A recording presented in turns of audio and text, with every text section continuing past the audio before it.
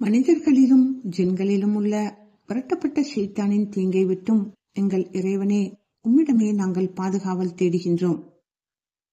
அத்தியாயம் 70. உயர் வழிகள். ஆயத்து 1 முதல் 44 வரை. சம்பவிக்கப் போகும் வேதனை பற்றி கேள்வி கேட்பவன் ஒருவன் கேட்கின்றான். நிராகரிப்பவர்களுக்கு அதனை தடுப்பவர் எவரும் இல்லை. உயர் வழிகளுடைய அல்லாவினால். ஒரு நாள் வானவர்களும் ஆன்மாவும் அவனிடம் உயரும். அதன் காலம் 50,000 ஆண்டுகள் இருக்கும்.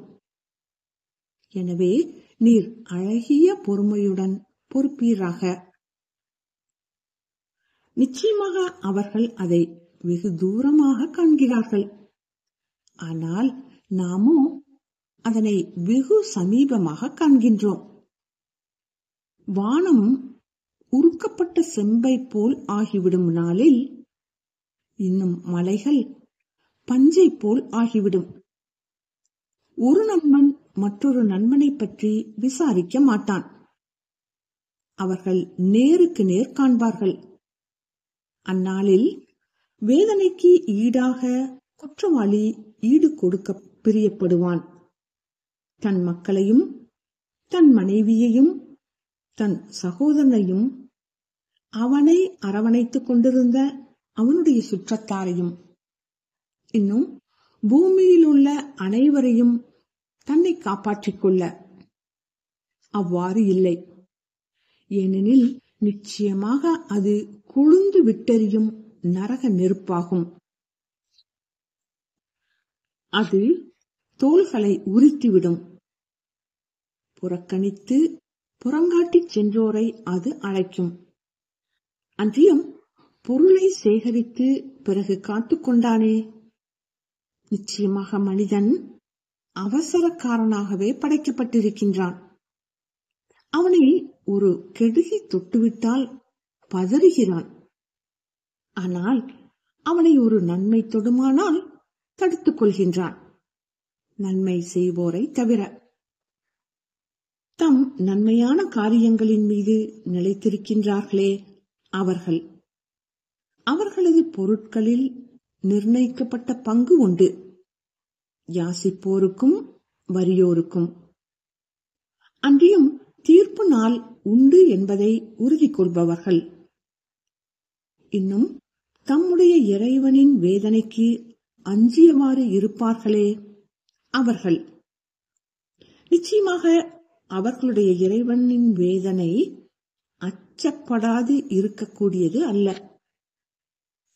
அன்றியும் தங்கள் கண்ணியத்தை பேணிக் கொள்கிறார்களே அவர்கள். தம் மனைவியரிடத்திலும் தங்கள் வழக்கரங்கள் சொந்தமாக்கிக் கொண்டவர்களிடத்திலும் தவிர நிச்சயமாக அவர்கள் நிந்திக்கப்பட மாட்டார்கள். எனவே எவரேனும் இதற்கு அப்பால் தேடிக்கொண்டால் அவர்கள் வரம்பு மீறியவர்கள்.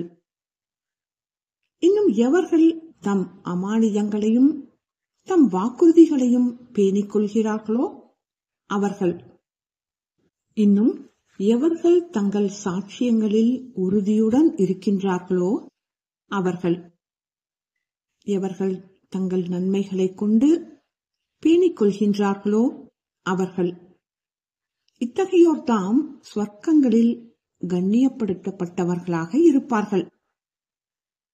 நிராகரிப்பவர்களுக்கு என்ன? உம்முன் ஓடி வருகின்றனர். வலப்புறத்திலிருந்தும் இடப்புறத்திலிருந்தும் கூட்டம் கூட்டமாக. அவர்களில் ஒவ்வொரு மனிதனும் பாக்கியமுள்ள ஸ்வர்க்கத்தில் நுழைந்து விடலாம் என ஆசைப்படுகின்றானா? அவ்வாறு இல்லை. நிச்சயமாக நாம் அவர்களை அவர்கள் அறிந்திருக்கின்றார்களே, அதிலிருந்தே படைத்தோம். எனவே கிழக்கு திசைகள் மேற்கு திசைகள் ஆகியவற்றின் இறைவன் மீது சத்தியமாக நிச்சயமாக நாம் ஆற்றலுடையோம். அவர்களை விட சிறந்தவர்களை நாம் மாற்றி அமைப்பதில். ஏனெனில் நம்மை மிகைக்க இயலாது.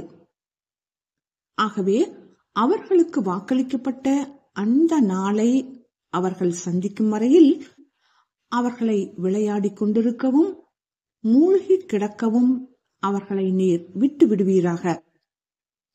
நிச்சயமாக அவர்கள் எல்லை கற்களை நோக்கி விரைந்து செல்பவர்கள் போல் அந்நாளில் மயானங்களிலிருந்து விரைவாக வெளியேறுவார்கள். அவர்களுடைய பார்வைகள் கீழ் நோக்கி இருக்கும். இழிவு அவர்களை சூழ்ந்து கொண்டிருக்கும். அவர்கள் வாக்களிக்கப்பட்டுக் கொண்டிருந்தார்களே, அது அந்த நாள்தான். அல்ஹம்துலில்லாஹ்.